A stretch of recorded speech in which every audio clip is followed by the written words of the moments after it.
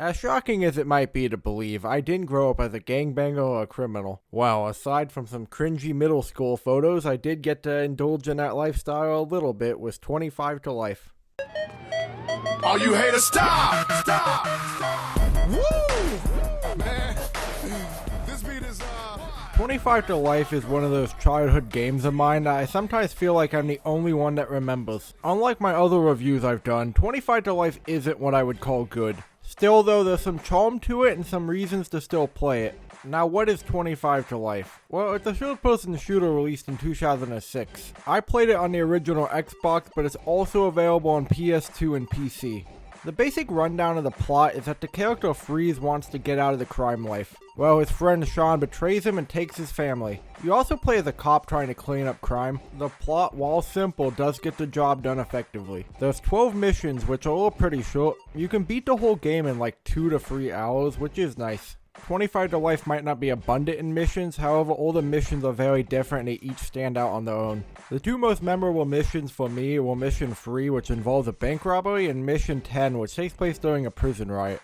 Unfortunately, the game falls apart in its gameplay and overall clunkiness. Before I go on, I just gotta get it out of the way. The most terrible thing about the game.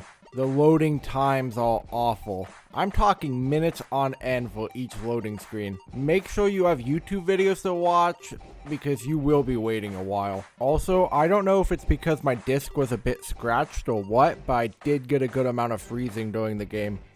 Moving on to the actual gameplay, I will say that it definitely shows its age. I'm willing to excuse something like a lack of a weapon select wheel because of this reason. However, there's no dedicated melee button. You have to switch to your melee weapon, which takes way longer than you want. I mean, in video games, melee is usually the quick option when an enemy pops up on you when you're reloading. Other clunky aspects is just how easy it is to get confused in a gunfight. The camera angles and waves of enemies can lead to getting turned around while fighting. Also, I mean, it doesn't fucking help how precise the enemies are at throwing Molotov cocktails.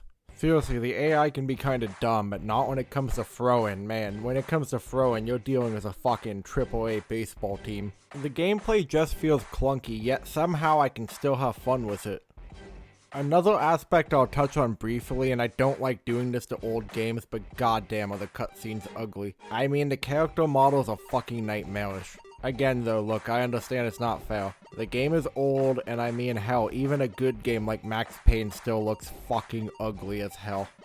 I know I've shit on this game a lot during this video, but there are good things about it, and again, I will reiterate that I still like this game. The first thing I'll say is that 25 to life has a great soundtrack. It really fits the theme of the game. It's just a bunch of 90s and 2000s rap songs. The songs are all good choices and really good for vibing with the game.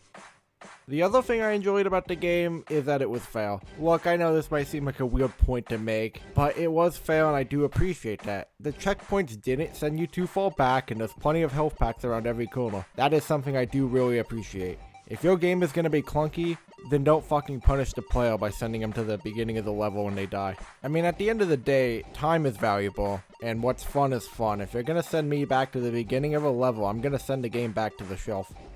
In conclusion, the game isn't good, so I honestly can't recommend it, yet I do kind of recommend it, weirdly enough. I don't know why, maybe it's because I'm biased since I played 25 to life as a kid. However, I do think since the game is short, it's honestly worth checking out. The game still has a charm to it, and honestly, when you get into the groove, there's definitely fun to be had there.